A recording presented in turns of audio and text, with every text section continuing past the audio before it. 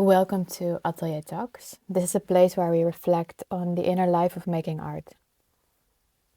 Something I noticed quite often when I talk with artists is that when artists struggle with their work, they immediately think that the problem is skill.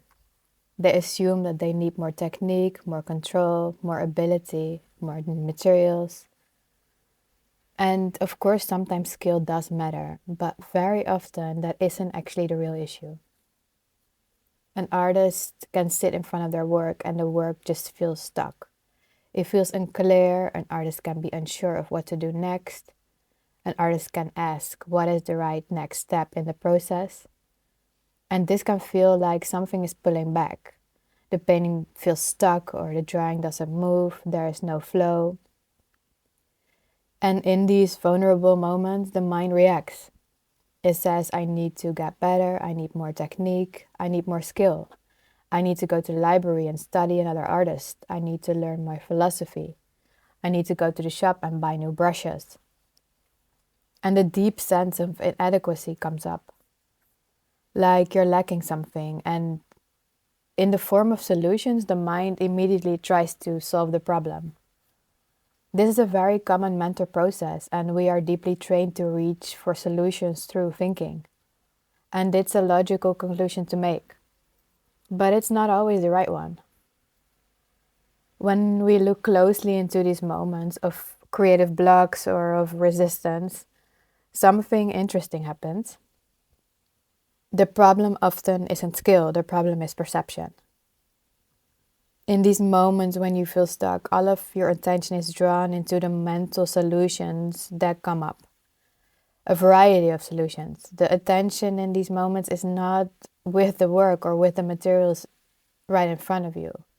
The intention is in the solution mode. Because of this, the artist often can't hear or see or think of what's already available to them. In these moments, you often feel like you have no other choice but to follow the instructions that the mind is deciding on.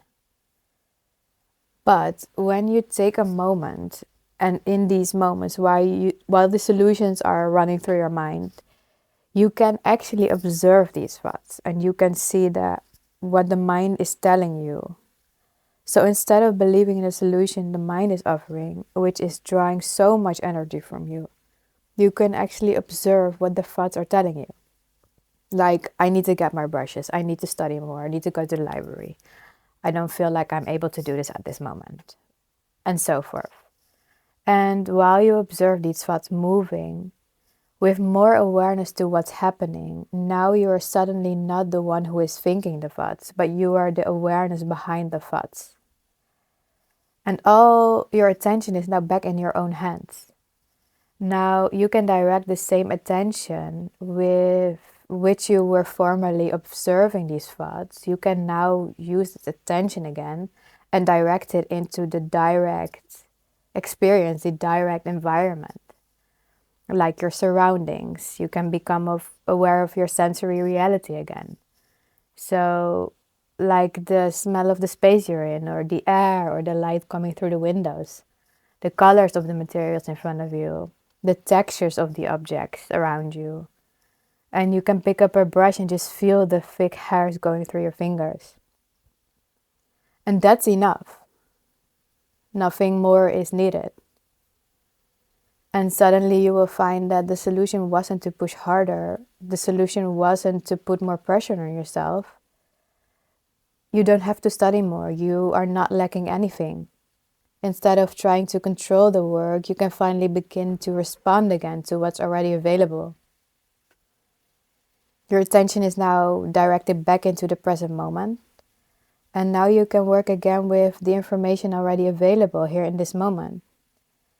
This is a subtle change, but it's a crucial change. It's a change in perception based on the attention in the present moment.